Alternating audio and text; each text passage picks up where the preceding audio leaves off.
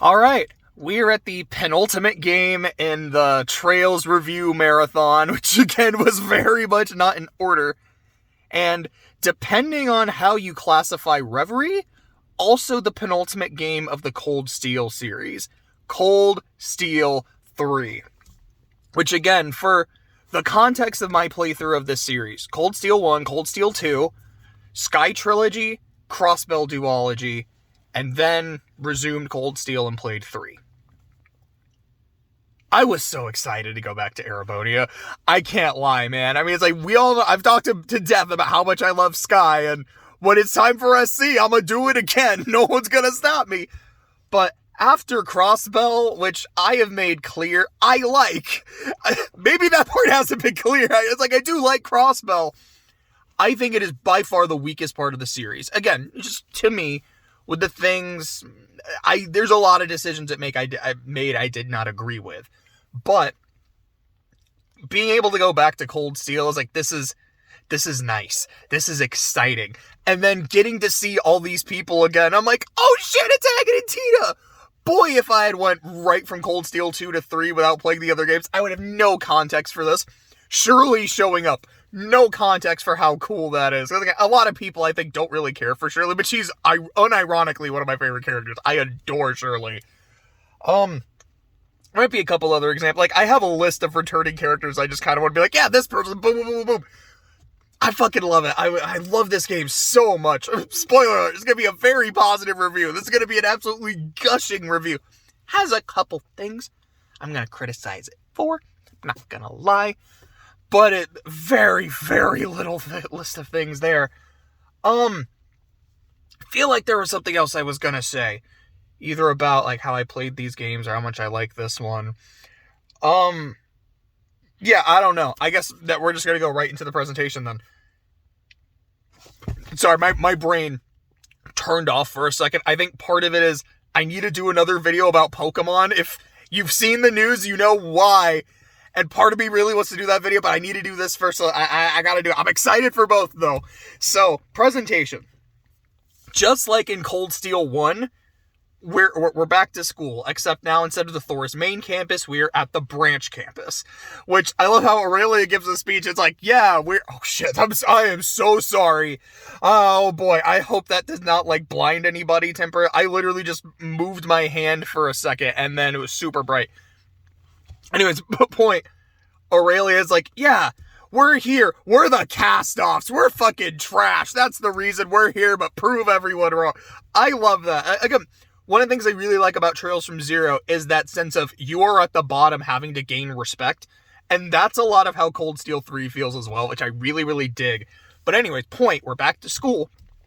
So instead of characters having really unique articles of clothing, it's back to having really unique weapons because everyone's in a uniform.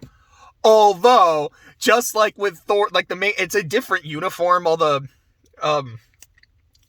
main campus is very red, the branch campus is very blue. But I think it's a nice looking blue. I dig it. But this one, you really get their identity in how they use their weapon, or excuse me, what their weapons are. Yuna, huge Lloyd stan. She has tonfas. Kurt, this very old school chivalrous knight. He uses swords. He's actually dual wields, so I think is really cool. And that's kind of a thing with his character, too. He's like, yeah, like most of my family, the men in my family, we use great swords. You know, we're all about strength. I just don't have that kind of build, and I've tried to really gain muscle. I just can't. So I'm more of a dual wielder. I focus more on agility and, like, my live movements. And I hate it, but it's all I can do. You have Altina, who's still using Clom Soleus. She's using a doll, because a big part of Altina's character is she's a doll and kind of starting to become her own person. Ash, he's got a scythe. You know, the edgiest weapon possible. I mean, is it even a scythe? It's like a scythe, but it's like an axe or like a hammer thing that can turn into a scythe. From what I remember, maybe that's only when he's using it in the mech. So, like, I think he's using it one way and then he brings a blade out of it, but it's usually just as a scythe. Again, edgiest shit possible. Which I love. I've said it before and I'll say it again. I think it was specifically in not Cold Steel, in Scythe the Third, when I was talking about Ren. I was like, she's got a scythe. Like, I love that shit. This is my favorite. but he's a thug. He's been through some shit. Ash is an edgelord. I'm like, I totally get it, dude. It makes sense. And then music. She has a fucking gun. Very specifically, it's more like a rifle. And yeah, she is the strategist. She is the mage. It makes a lot of sense to me that she's the person who's like, I'm going to sit in the back and not be in the front of battle so I can kind of strategize, see how the flow of battle is going. Like, yeah, that is the type of person who's just like, I'm just going to chill and use a gun. If Musei was in a Kiseki fighting game, she would be a zoner. And yeah, I would main Musei. Like, I would be that guy just doing stupid shit from the back. Although, if Shirley was a playable character, I'd be like, I gotta figure out how to main Shirley because I completely forgot to say this about Reverie. There is a part where there's like one of those little side episodes that's about Cedric and you get to play as him. And going into that, knowing that, I was like, dude, am I actually going to get to play as Shirley? I'm going to use her fucking flamethrower chainsaw sword? Bro, I am so excited. You literally don't. You were just playing as Cedric. I'm like, you're giving me a character I fucking hate and taunting me, tantalizing me with a character who's one of my favorites, who still hasn't been playable. You bastards. You fucking bastards. But anyways, really like how everyone, like, by looking at their weapon, you have a really good idea of what their personality is like. That kind of thing is really important to me. Top of that, yeah, I mean, the OST is good. I do very much like it. I think the battle theme, it's not my favorite, but I think it's a solid battle theme. The opening theme is really good. The main boss theme is really good, and I'm pretty sure they're the exact same. Like, different remixes of each other.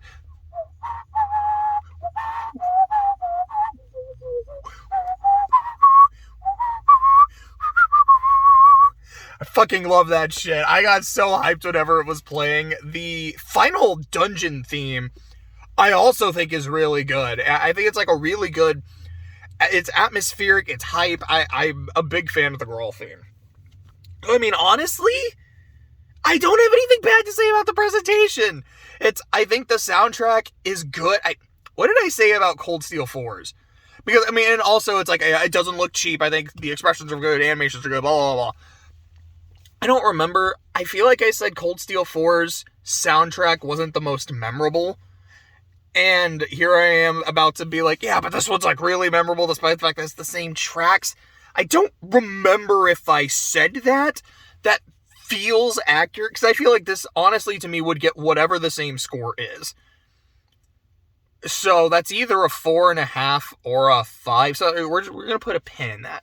Because I actually didn't write any numbers down for this. I was like, yeah, we'll just kind of, fuck it, we'll award it as we go. Maybe that's a little better, to be like, as I'm talking about it, this is what I think. Whatever Cold Steel 4's is, I think is, I'm going to say it's a 5. Cold Steel 4's retroactively, if it was a 4.5, because I thought the soundtrack was unmemorable, I'm going to bump it up, because I actually do like its soundtrack. While I was remembering Cold Steel 3's, it's the same plus. If it already got a 5, then it stays at a 5. It's Gucci. Moving on to the gameplay. So the gameplay, I really like the new cast. I love new Class 7. I've said that before, that they are probably my second favorite class, or excuse me, second favorite cast, which would then also make them my second favorite class too, because they're the only other one is old Class 7. And I like them a lot, but I think the new kids are better. I feel like the 5 of them, because that also does include Reen. The 5 of them, the new kids, I feel like we get very different combat styles. Yuna is a tank, who also focuses on breaking, because this is the game where they added the stun gauge. So she's about tanking and stun gauging. Kurt is the evade tank. Excuse me, Altina is very support-based. At least that's kind of how I played her. Like, some of her moves are like, okay, I can do some healing, I can go invisible for a bit. So I can't be targeted, but I can, like, set shit up to do some crap. I think she has an impede as well. I could be wrong about that. Ash is Unga Bunga. He is all about going in and doing crazy damage. He is a CP battery with one of his skills. Like, he has a Wild Rage skill that doesn't decrease his health, which makes it really, really good. And then Musei, like I said, she is the zoner. She is the Ooga Booga machine gun. Especially in this game. So now we can talk about the game mechanics. Yay! Because I fucking love the mechanics in this game. Because they're the ones from Cold Steel 4 and Reverie, but this is the game that introduced them. So, subcourses. The other games do a little better because it's like, yes, you can have the same subcourts on literally everyone if you want to. In this, it's only one per person, but I'm not going to take points off for that because I'm just like, this is a really cool idea. I love that this is a thing, and I get the limitation. Now that I played other games that took the limitation away, I like it a little more, but hey, this is the first time you did it. You wanted to make it at least kind of somewhat balanced. Totally fucking get it. That's great. You have bell stacking, which I don't know if this was doable in other games. It very well might have been. Where, as I talked about earlier, Azure introduced bell courses, which is when you cast a spell of that matching color, or like element. Oh, excuse me, my mouth was a little dry. When you do that, your delay is halved. You can equip 2 bells of the same color now.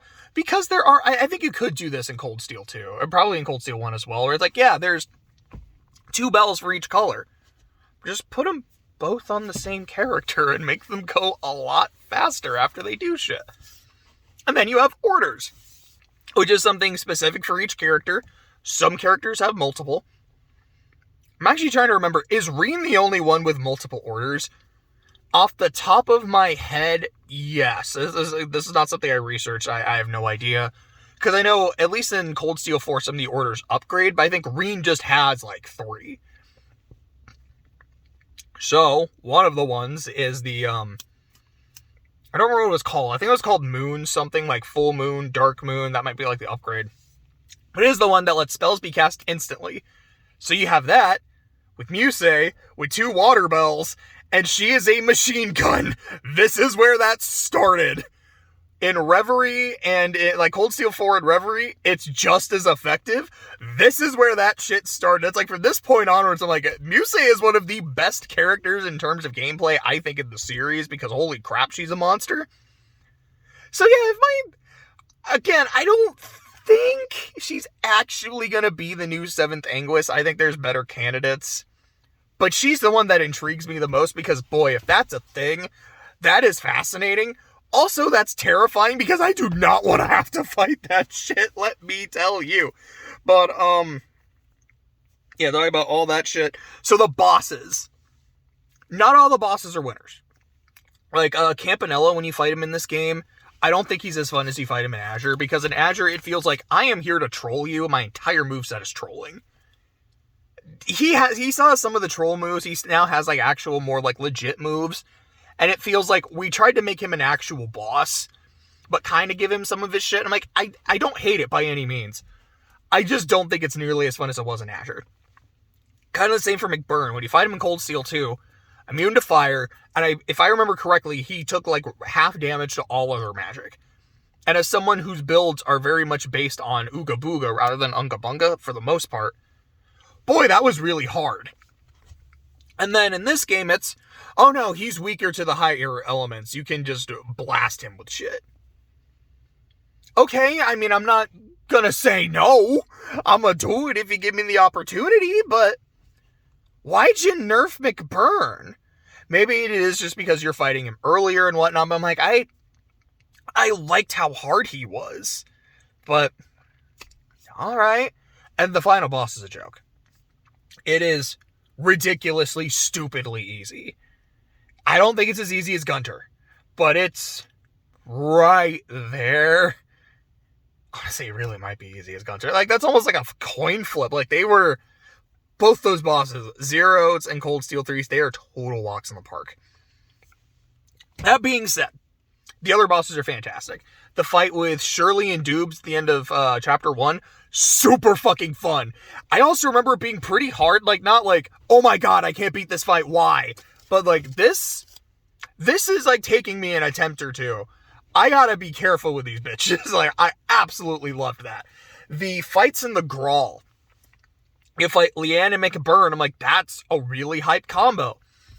Then you fight, what is it? It's like Shirley, Rutger, I think Sharon, and Crow. You're like, fuck, this is a really hyped combo. Yo, Next fight, you fight the Iron Bloods. Like, oh shit, it's Mill, Rufus, Lecter, and Claire as one boss. This shit is crazy. Like, the final dungeon fights, with the exception of the final boss, were really, really good.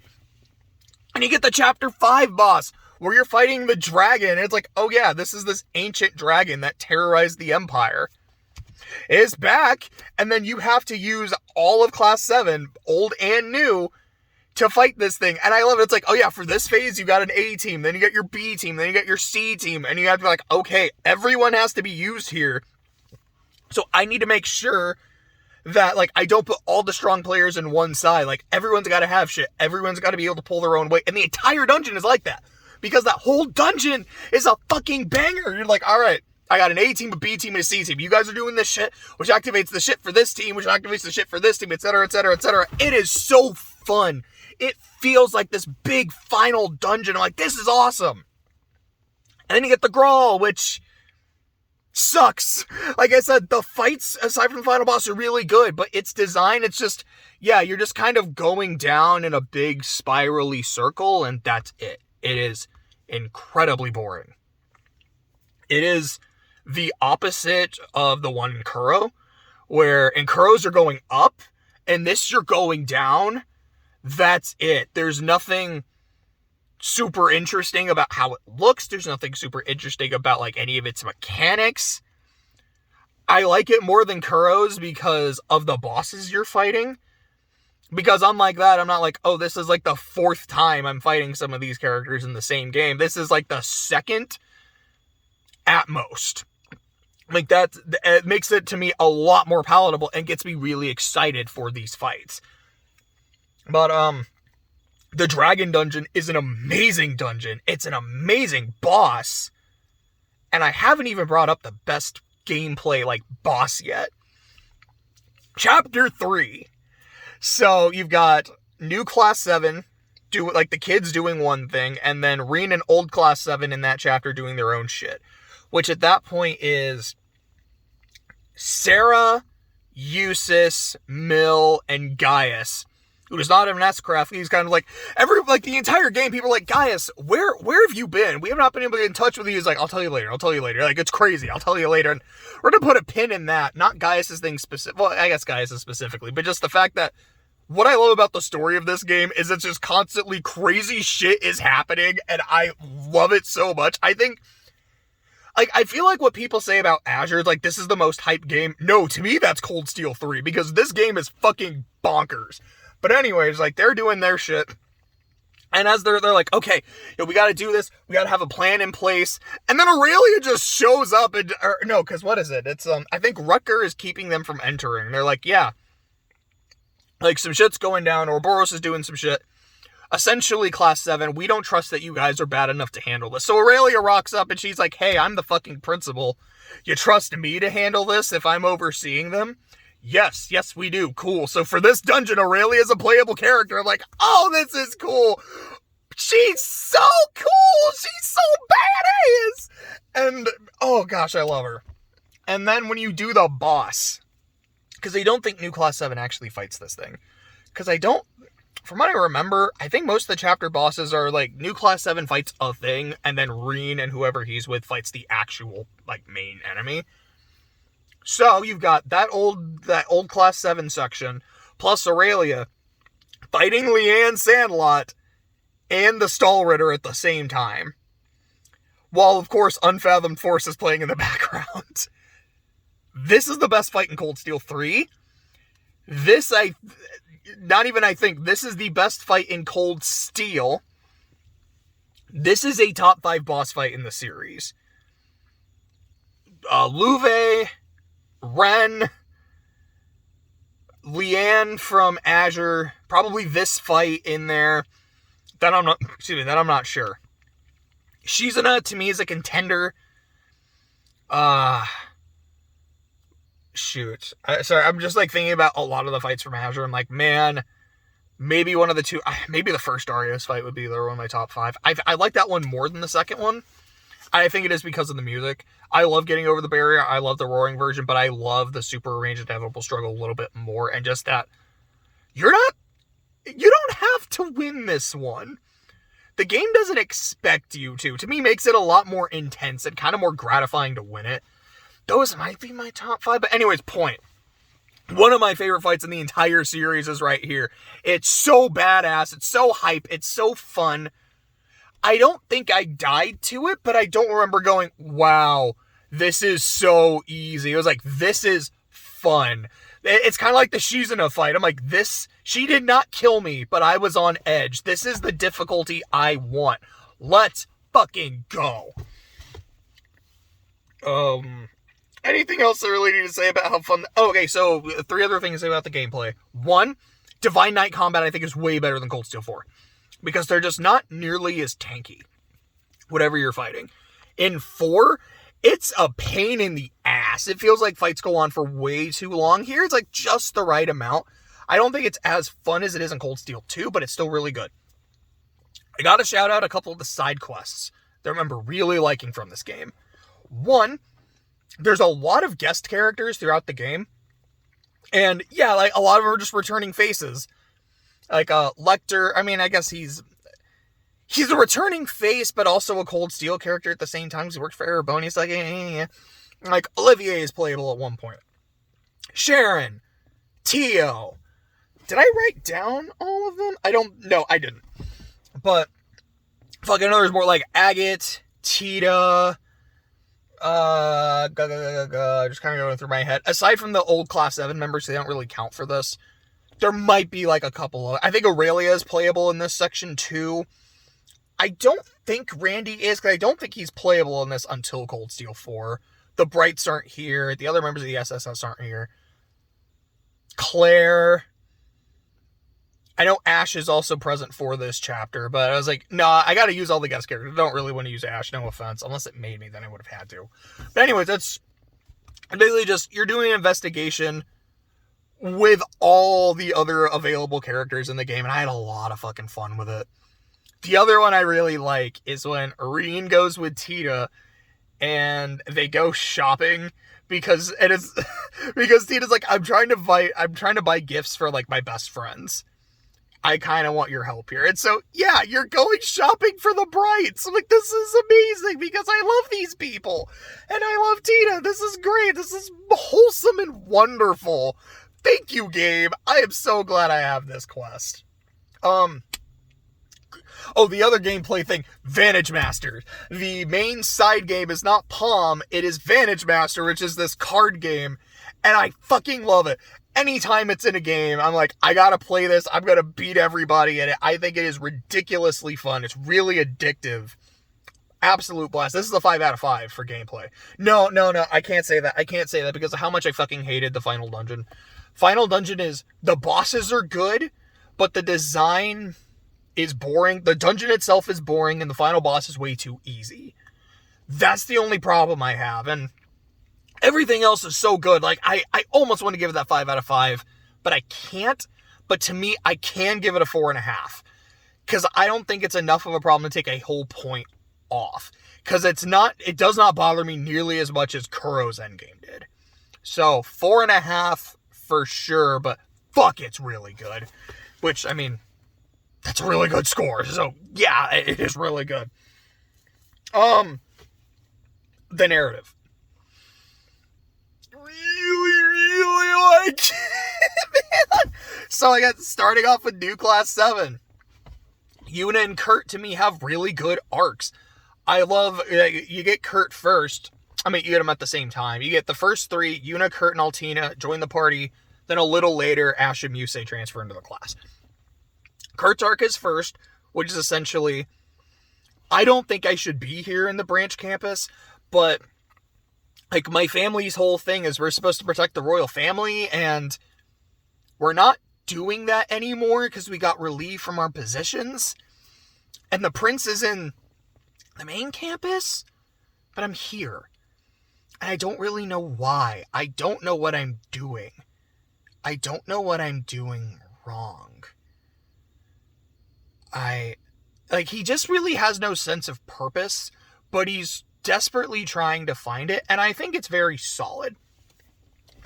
And I think quite a bit of it is also inadequacy. He's like, yeah, like my brothers and my father, my uncle, They have a very specific style. They have a very specific build that helps them. And I just don't have that. I have to do something different.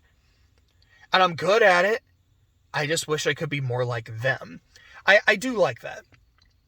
Yuna's arc is, I'm from Crossbell, you're the Ashen Chevalier, and the reason Crossbell is part of the Empire.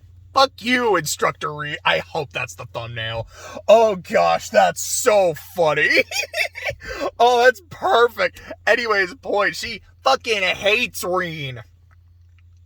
While also making it clear that, like, you know, as the game goes on, like, fuck, he's a good guy.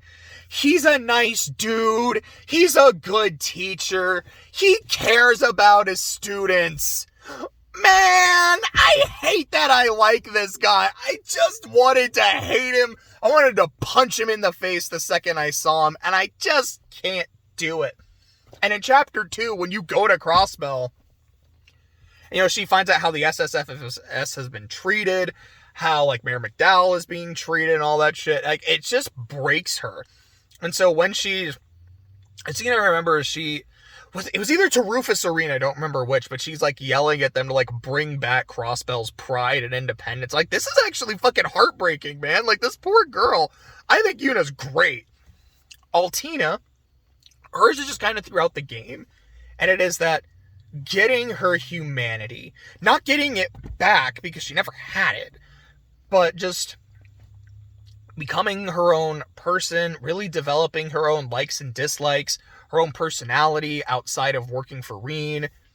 It's sweet. It's so endearing. And so when you get to the end of the game where she gets kidnapped, they're like, oh yeah, we're going to have to basically ritually sacrifice her. Okay, so I hate all of you, and I hope you're all prepared to die because I'm going to kill you for hurting my precious little gummit ball. Are we all clear on that? We're good? Okay. Get fucked. Fuck you, you, and you. I'm glad we came to this understanding. I fucking love Altina. Now, like I said in the Cold Steel 4 video, she doesn't really get a lot to do with Cold Steel 4, so it might have been better if they had killed her in 3, because I feel like it would have hurt me so much more. I think it would have hurt a lot of people so much more. And so I feel like 4 maybe would have had it might have had a little more impact. It might have had more weight. And again, with the way I talked about this in Cold Steel 4, but the Ironblood's characters, I think they would have felt more in character if they went forward with Altina instead of Millium. And then Ash and Musei, they don't super get arcs in this game, but it kind of sets them up for it. To me, they're a lot like Emma in Cold Steel 1, where it's, this character's got some shit going on. You're not going to know about it yet, player, but trust us, we're setting something up. Here's kind of a hint to some of their depths. Here's a scene where Ash is talking to, I don't know if you specifically know at that point that it's Lecter, because I don't remember if there was voice acting on the voice he was talking to in the radio, but he's talking to someone, Reen overhears it, and Ash is like, so, you gonna report me for, like, being a spy or whatever? No, you're my student. I trust you. You shouldn't. Why? Because I do. I've observed you. I've gotten to know you. You're a good kid, Ash. Like, you know, you have this me against the world mentality. You know, you act like you're a thug, but you're honestly really not. You're a good kid. You just kind of need to let people in. And then Ash is like, yeah, whatever. And then as he walks off, I don't remember what Reen says. It's something like, good night, like, take care. He just flips Reen off. And I laughed so hard when that happened. And then right after that, he's like, by the way, you can come out now. And then Musei just comes out of, like, behind a tree or something.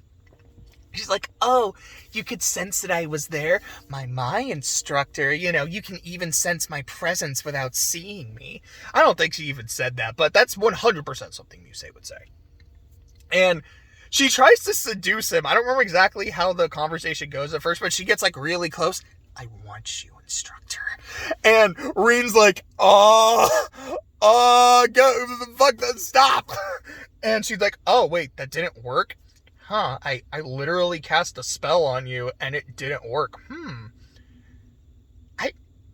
The fact that you resisted that, I'm surprised, I'm impressed. You're a really valuable piece on my board. I need to reconsider this. Now, again, she doesn't actually say all that shit, but knowing what I know about Muse, I'm like, I fucking love that. Sorry, I said something, and then I was thinking about the next thing I was gonna say, but then my brain said, you're not gonna remember what you were gonna say. And I was really just gonna talk about how one of the reasons I love Muse's character so much is how much she plays up her persona of, yeah, I got such a huge crush on the instructor, I'm always flirting with him, you know, blah, blah, blah, blah, blah. And it's a scene like that, to me, that makes it seem like, yes, this is a persona. She does not want Reen Schwarzer, she wants the Ashen Chevalier. And the fact that he was able to resist it, to me, just makes it go like, you're an even better piece than I thought if you can resist that shit. I need you, not as my man, but as my knight. As someone who plays chess, I'm not like an expert at chess, don't get me wrong. Knights are my favorite pieces because of all the crazy sneaky shit they can do. It's like, this is what I need you for. Because she already has, I mean, you could argue Aurelia's her queen, Vita's her queen, herself is her queen, because in combat she's an absolute unit. But anyways, point. I really like the arcs that they have in this game, or the arcs that they seem to be setting up in this game. I think they're all really strong. And Reen as well, I love him as a teacher. Of him just, it's like what let me try that again. Reen in Cold Steel 3 is what Lloyd is in Zero and Azure. He is the stabilizing force among these other characters. The reason Reen works for me and Lloyd doesn't is we got Reen in 1 and 2. We've seen him go through an arc. We've seen him do some shit. So when he's like, yeah, my job now is to be your stabilizing force next generation and make sure you're okay, guide you on your way, while also having my own shit that I'm dealing with because I am the Ashen Chevalier. I am the dog of the Emperor. Not the Emperor, excuse me, of the Empire. Kind of the Chancellor, my dad. And I've got a lot of shit that I'm dealing with there. Because we've actually seen him have a story, and it feels like it's continuing, it works for me. Lloyd, again, I don't feel like he ever had an arc. I don't feel like Lloyd ever really changed as a person. And so, the main character just being like, I'm your new protagonist. And I really don't have shit to do. I'm just here to make sure everything goes smoothly. It's just not as interesting to me. But he's a lovable dude. I do love me some banning. I love the banning special. That's for damn sure. But I think Reen this is Reen to me at his peak. Arguably Reverie, because I like a lot of the conversations he has with, again, I'll try to keep that relatively spoilery free because it's coming out soon. His conversations with the main antagonist, I think, are really good. So the returning characters. I love old Class 7 in this game. Sarah's gone back to being a bracer. That's hype as fuck. Fee is now a bracer. That's hype as fuck. And she knows other characters like Agate. That's hype as fuck to me. Agate and Tina are here. I love these two. I think their relationship in SC is really good. I love it. I love the sibling dynamic. I don't mind Tina having a crush on him. Because they don't really go into Agate reciprocating it in SC at all, and that's one of the things I really love about it. In later games where it's almost like everyone's been bothering him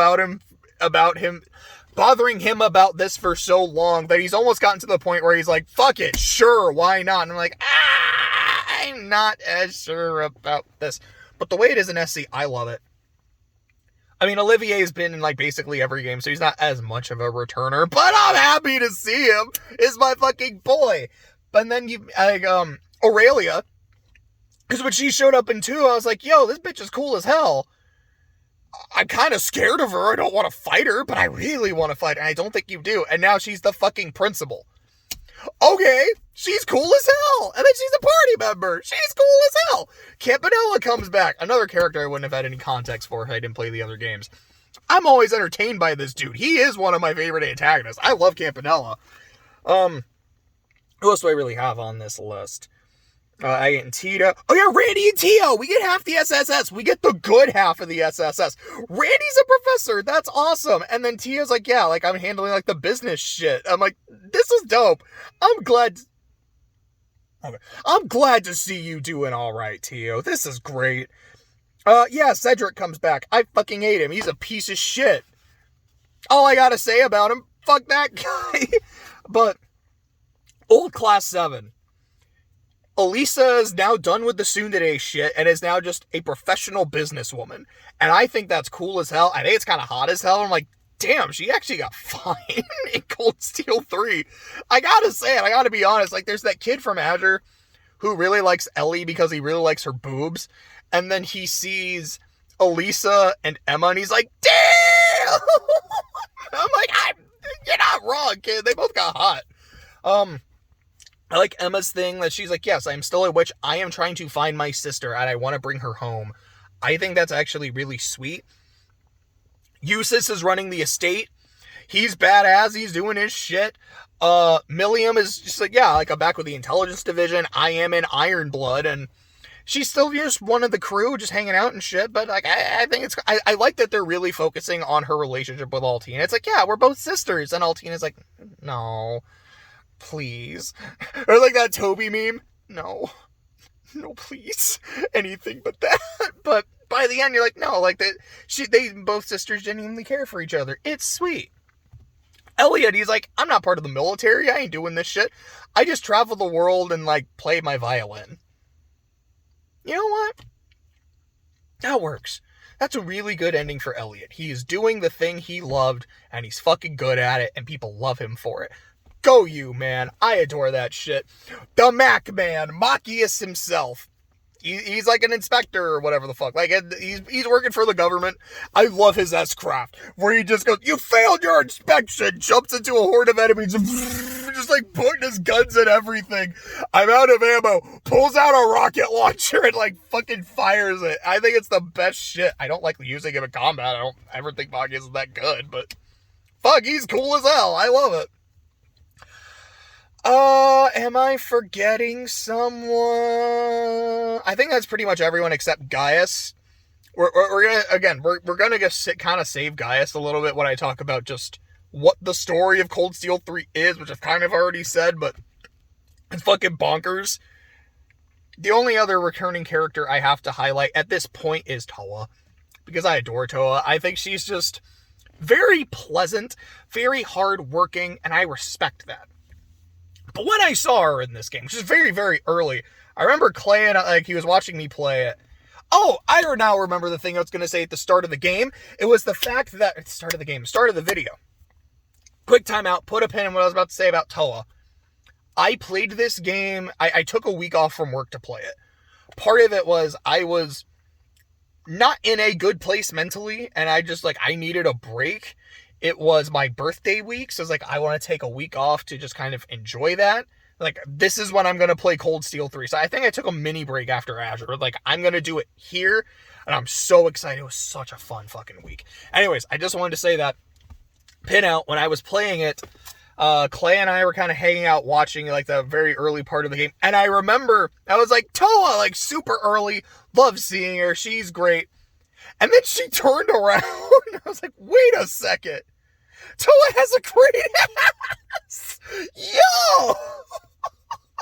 I'm sorry, but I remember thinking, I was like, damn, Toa's caked up. Like, she's older. She's had a bit of a growth spurt.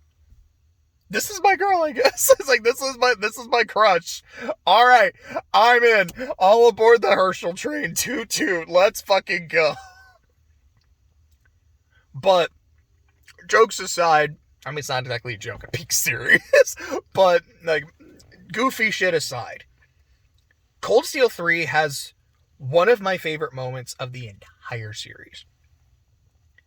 And if I had not played the other games previously, the Sky games and Crossbell, it would not have hit me as hard. Because this is the game where you actually get to go and see Hamel. Which I'll talk about more in SC. So it's all you really need to know for the context of this game is there was a massacre here. Erebonia's government and Liberal's government did what they could to hide the evidence, because it is also what triggered the war. Part of their agreement was, at the end of the war, we never talk about this place. It is taken off the map. It was destroyed in a landslide. That is the official story. No one is responsible for it. Let's ignore it. And you go there with Reen, Fee, Elliot, Laura. I think that's it. And when you get there, 2 Ouroboros people are there. Shirley and Duvally. Shirley, who I have known at this point in the series to be about 3 things: fighting, boobs, and cats. Very simple person. A completely irreverent person who does not give a shit about anything else but those 3 things. And Duvally, who is a knight, someone who's very honor-bound, but also just the most annoying, condescending thing I've ever encountered. And when you go to Hamel, and you see these 2 standing at the grave, and Duvally says, "We'll wait for you to place the flowers. Because on the way, there is like a field of flowers. You take some, to go place at the memorial." I'm like, "We'll wait for you to place the flowers." I've cried every time I've seen this scene.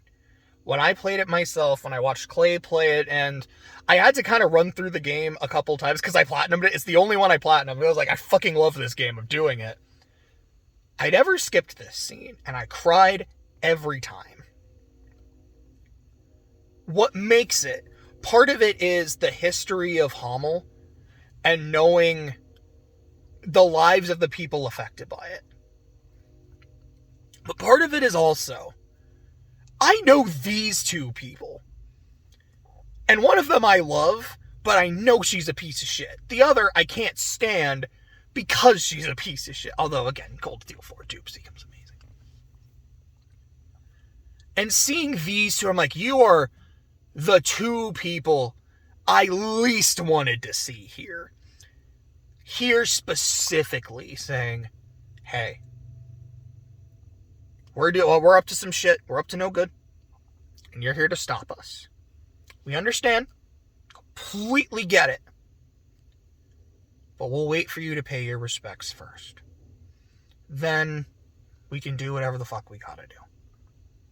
And after Reen and Co do that, they're like, all right, so are we gonna do this here? And I think it's Reen that's like, no, not here. There's a nice spot right outside the village. Let's go and we'll settle our shit for right now. And I'm like, yeah, totally fine. One of my favorite moments of the entire series. I fucking love it.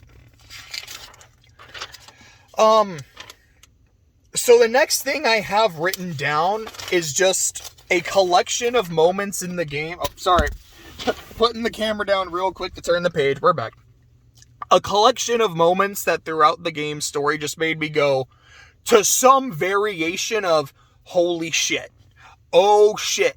Shit's wild, bro. Etc., etc., etc. Because that's what I love about this game's story. Yes, I think the new characters are really good, really interesting. They do a lot with them. Also, this game is hype as fuck, so let's go. The Hamel scene. And again, that's not like an, oh shit, but it was just like a, oh shit. We're going to see Hamel. And it's one of my favorite moments of the series. We've got,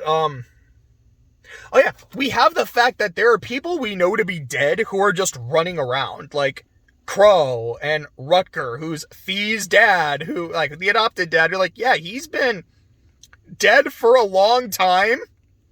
What?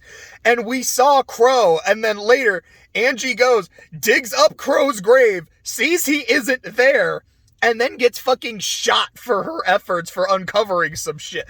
Holy crap, the person who shot her is George, her fucking homie. Like, wait, what? He's a bad guy? I mean, that's not like the craziest shit because I kind of barely knew the dude, but what? What the fuck are we doing in this game? Again, like I said earlier, there's a fucking dragon that wakes up. I mean, like, if I played Sky, I fought Ragnar, but I'm like, oh yeah, this is this, like, super evil, all-powerful dragon. Go fight it. You have to use everyone to do it. Holy shit, this is fucking dope as hell. You have Ash shooting the Emperor because he's a survivor of Hamel, one that Joshua and Luve did not know about. Like, they knew the kid, they didn't know he lived. And so he gets face to face with the Emperor and is like, you son of a bitch, for, like, what you allowed to happen. You don't deserve to live, and he shoots him. Holy crap, you have Altina getting kidnapped. I'm like, alright, it is on site for all you motherfuckers.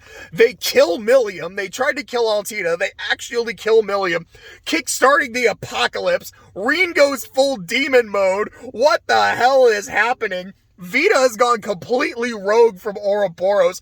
Olivia, the Courageous with Olivier, Papa, Arcade, and Toval fucking explodes. And Gaius, when he finally reveals, like, what he's been up to, he's like, yeah, I'm a Dominion now.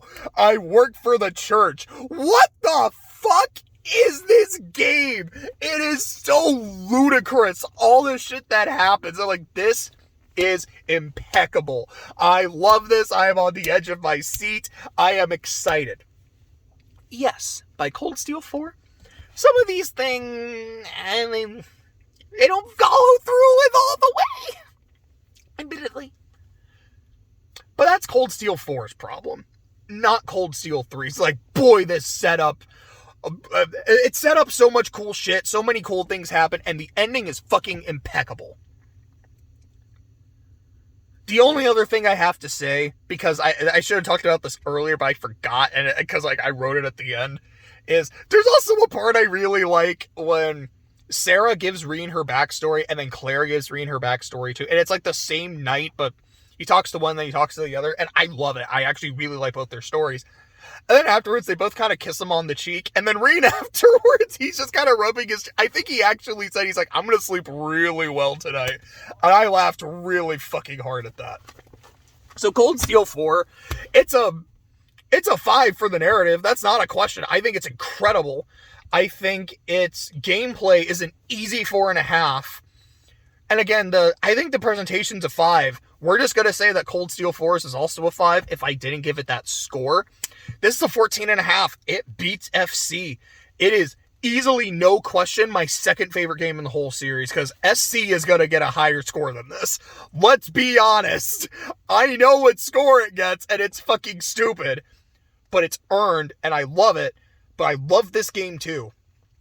And I gotta stump for it, because, like, I remember reading a tweet the other day. It's like, yeah, everyone, like, rank the 4 Cold Steel games, like, best to worst. A lot of people had 3 near the bottom. I'm like, this is the best one of the 4. Again, everyone's entitled to their own opinion. I might disagree, and other people are very free to disagree with me. I'm like, really? People are consistently having it at the bottom? I think it's, like, the second best game in the whole damn series. I am genuinely surprised. But, yeah, game is a fucking banger, and I am so glad I got to play it. It was, after my problems with Crosspell, it felt really nice to return to Erebonian.